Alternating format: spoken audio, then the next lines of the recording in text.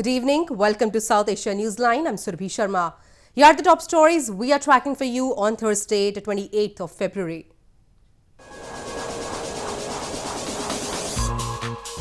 India will fight and win as one, says Indian Prime Minister amid tensions with Pakistan.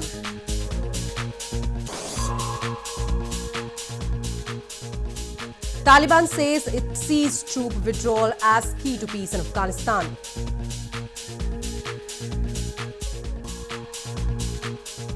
And Nepal Tourism Minister's body brought back to Kathmandu.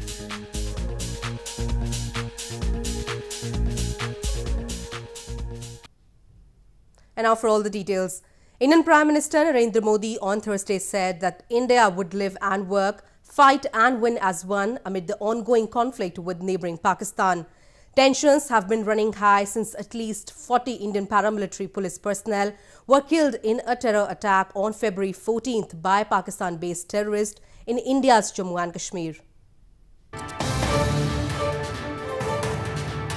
Indian Prime Minister Narendra Modi on Thursday said that India would live, work, grow, fight and win as one amid ongoing conflict with the neighbouring Pakistan.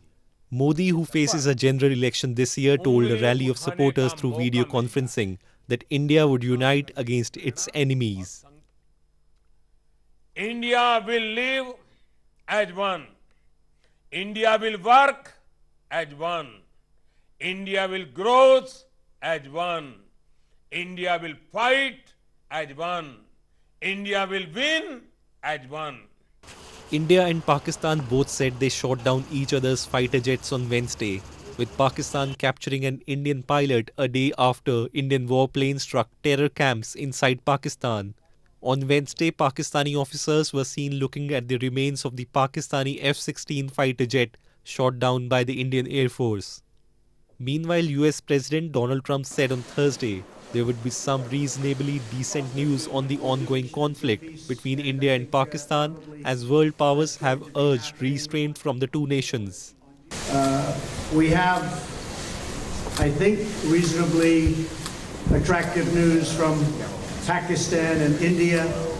They've been going at it, and we've been involved in trying to have them stop.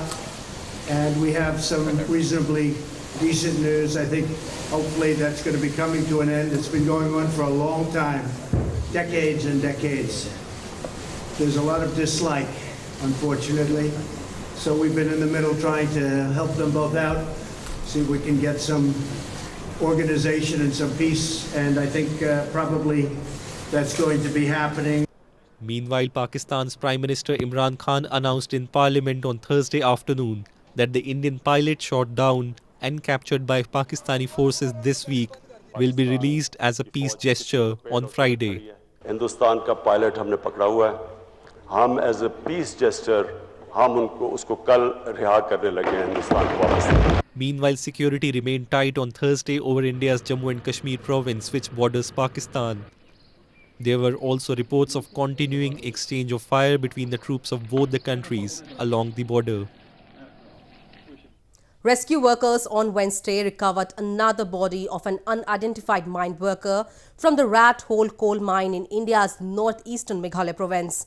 The first body was recovered by the Indian Navy divers earlier in January from the flooded coal mine in which 15 miners were trapped on December 13th last year. Multiple agencies have been deployed by the provincial government to rescue rest of the trapped miners. Thousands of workers have been killed in rat hole mines in Meghalaya in past many years. India's Environmental Court has banned the practice in early 2014. In news from Afghanistan, the fifth round of talks, which started earlier this week between the US and Taliban on Afghan peace, were called off on Thursday.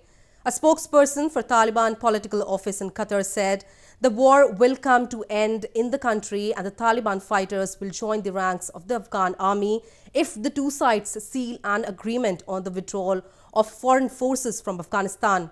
The talks will resume on Saturday. On the third day of the talks between US negotiators and Taliban members in Doha, the two sides continued their discussions on foreign forces withdrawal and that Afghanistan's territory will not be used as a threat against any other country following a peace deal. Suhail Shaheen, a spokesperson for Taliban's political office in Qatar, told reporters that the war will come to an end in the country and the Taliban fighters will join the ranks of the Afghan army if the two sides seal an agreement on the withdrawal of foreign forces from Afghanistan. He said talks between the Taliban and the Afghan government is an internal issue and that the Taliban is currently carrying out talks with the US about troop withdrawal. هنگامی که اشغال پایان یابد و تمامی نیروهای خارجی افغانستان را ترک کنند و یک حکومت اسلامی فراگیر افغانی در کشور ایجاد شود، در این صورت فکر میکنم نیازی به جنگ نیست. یک صلح پایدار در کشور خواهد آمد و تمامی نظامیان و افراد ما به یک اردوی ملی خواهند پیوست. Meanwhile, a number of former Taliban members said if a peace deal is reached with the Taliban, the group will not repeat the mistakes they have made in the past. This is the fifth round of talks between the US and the Taliban on Afghan peace, which was called off on Thursday. The talks will resume on Saturday. More news from Afghanistan. Mayor of Afghanistan's Medan Shahar city, Zarifa Ghaffari, has finally started her official work after a lot of disagreements and obstructions. She was appointed to the post 9 months ago and had claimed that local lawbreakers and even officials defied her appointment. Zarifa Ghaffari, mayor of Medan Shahar city in Afghanistan's Wardak province, who was appointed to the position 9 months ago, has finally started her work officially after a lot of disagreements and obstructions. She won the city square 9 months ago in a free competition, but the situation was such that she could not start at the same time. Ghaffari said she has a lot of plans now and it is important to build a space for belief between the government and the common people. په ډیرو مشکلاتو میزان رسولی او اوس غواړم ولس ته خدمت وکړم ټول مې مخه نیسي دا واقعا دردونکی و ماته د موږ سره د جناب رئیس جمهور فرمان مهم دی دغه فرمان په حساب زم راغلی یم او دلته چې څومره فعالیتونه هم کوو د فرمان په حساب باندې دا فرمان ته موږ احترام لرو دا عملي کړی دی دا به عملي کوو. Ghaffari, since her appointment, had raised concern over local lawbreakers in the province defying her position. She earlier claimed that even local officials in the province defied her appointment despite being confirmed under an order by President Ashraf Ghani. Moving on to news from Nepal, bodies of 7 persons, including Nepal's Tourism and Civil Aviation Minister Rabindra Adhikari, were brought back to capital Kathmandu city on Thursday. The minister and his team were killed in a helicopter crash in eastern Nepal on Wednesday. Bodies of 7 persons, including the Nepal Tourism Minister Rabindra Adhikari, who died in a helicopter crash on Wednesday, were brought back to capital Kathmandu on Thursday. A search team recovered the bodies from the crash site in Taplejung district, about 185 miles east of Kathmandu near the border with India. The crash occurred on Wednesday when Tourism Minister Rabindra Adhikari was returning to Kathmandu with his team after offering obeisance at a temple, local media reported. यो अत्यन्त दुःखद घटना हो यो हामी सबैको लागि पीडित परिवार मात्रै होइन हामी सबैको लागि सिङ्गो मुलुकको लागि अत्यन्त पीडादायक यो घटना हो यो घटना कसरी घट्यो त्यसको बारेमा छानबिन गर्नको लागि एउटा आयोग पनि बनाएको छ. Reports said the helicopter crashed a minute after it took off due to bad weather in eastern Nepal, killing everyone on board.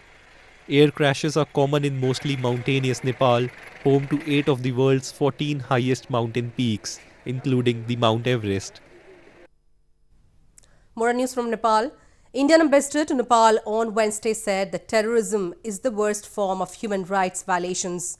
He made the remarks while addressing a remembrance ceremony organized in honor of the Indian security personnel killed in a terror attack in Kashmir earlier this month.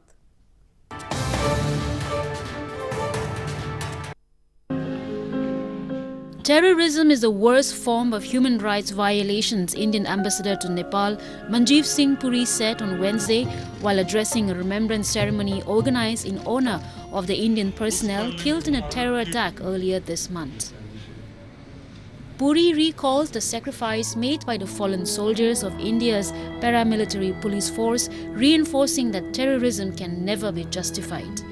The event was organized in the Embassy of India in Nepal. Terrorism, जो अंग्रेजी में कहते हैं कि is one of the biggest existentialist threats of our times. It makes no distinction between borders, gender or religion. It is the worst form of human rights violation and cannot be justified on any grounds whatsoever. The scourge of global terrorism can only be dealt by concerted global action. And any attempt to justify terrorism in any manner possible is extremely deplorable and should be condemned. On February 14, a convoy of vehicles carrying security personnel of India's Central Reserve Police Force was attacked by the suicide bomber in Pulwama district of India's Jammu and Kashmir province. The attack, claimed by the Pakistan-based Jaish-e-Mohammed terror group, resulted in the deaths of at least 40 security personnel. A 5-day-long fish farming training program was recently organized in Srinagar city of India's northern Jammu and Kashmir province to provide training to the fish farmers and promoting fish culture in the province. The fishery experts demonstrated various techniques regarding fish feeding, netting and marketing of their produce during the training program.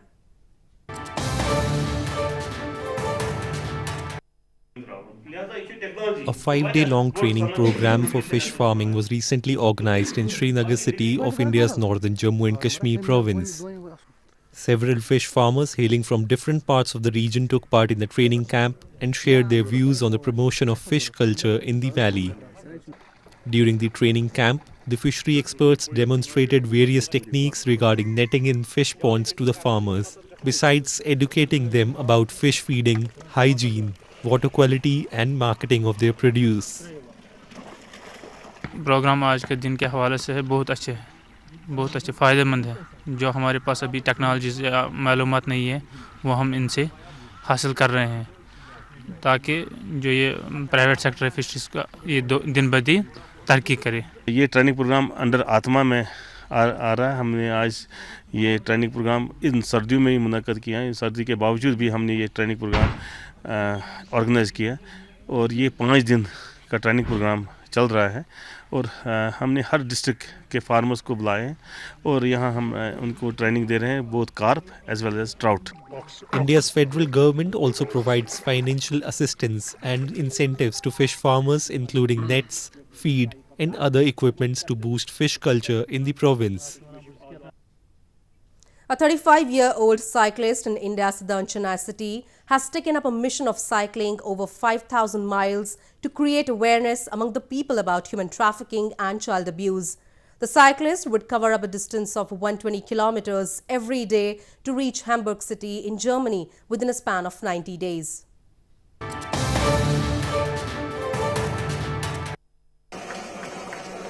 With an objective of creating awareness among the people about human trafficking and child abuse, a cyclist has begun a mission, Freedom Seat, to cycle over 5,200 miles from southern India's Chennai city to northern Germany's Hamburg city. 35-year-old Naresh Kumar started his journey on Wednesday and has plans to cover approximately 74 miles every day to reach Germany within a span of 90 days. Once an electronics engineer in the US, Naresh has taken up the cycling mission to raise money for survivors of human trafficking and child abuse. Starting a big mission called Freedom Seat, where I'll be cycling 8,500 kilometers from Chennai, India to Hamburg, Germany. The reason for this cause is to end human slavery. I'm raising awareness about human trafficking and also funds to help the victims of human trafficking. Naresh is taking up the journey with minimum clothing and accessories. He is carrying a GPS gadget that would help his family and friends track him on the journey. The items in his travel bag include a toolkit, spare tubes for his cycle, a sleeping bag and a tent. Well, that's all we have for you from South Asia this evening. Now our viewers can watch the show on SouthAsiaNewsline.com. You can also visit us on facebook.com/SAsia Newsline and follow us on Twitter @SAsia Newsline. That's all in tonight's edition. We will see you same time tomorrow. Good night.